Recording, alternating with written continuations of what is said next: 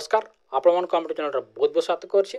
आज आम देखा कि राखी पूर्णिमा पर क्यों राशि मानकर भाग्य बदलवाक जाउछि। तो देखंतु कि ए राशि मानक ग्रह मानकर शुभ संयोगर सबुठ अधिक लाभ मिलवाक जाउछि, जहा द्वारा सेमानकर जीवन बड़ एवं सकारात्मक परिवर्तन देखा मिलिबो। तो प्रथम राशि होछि आपनकर मेष राशि। सेमानकर जीवन कहीं भाग्यव ताहा टिके देखिबा। शनि एवं मंगल द्वारा सृष्टि होता महाराज यज्ञ आपणक कौन बदनाम रु कम होगा जाऊना। कौन प्रभाव देखा मिल देखते कि आपणकर कर्म क्षेत्र में जबरदस्त प्रगति देखा मिल अटकी रही कम गुड़ संपूर्ण हम और धन लाभर नुआ रास्ता आप जीवन में खोल समाज में आपंकर मान सम्मान वृद्धि पाइब। जो मैंने चाकरी कर पदोन्नति होवार संभावना अधिक देखा जाउछि।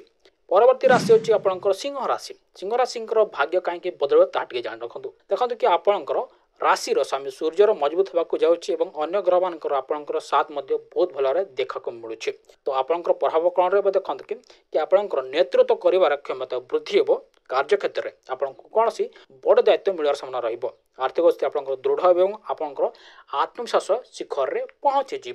परवर्ती राशि होछि आपंकर धनु राशि। देखते कि कारण कौन आपंकर भाग्य दलिक जाऊँगी जान दिखाँ। देखते कि भाग्यर स्वामी ग्रहर गोचर आपण शुभ फलाफल आने जाऊँगी। तो प्रभाव यह देखा मिले कि आपंकर भाग्य पूर्ण साथ आपको मिल जो कम गुड़ आप दीर्घ समय धरी अटक रही से गुड़िक संपूर्ण होगा लगे।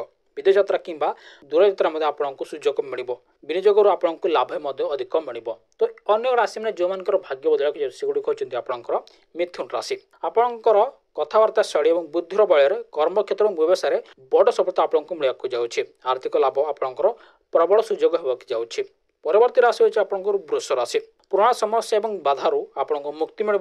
कर्म क्षेत्र प्रगति सहित आपंकर आर्थिक स्थिति सुधार हम। शेष राशि होछि आपंकर मीन राशि।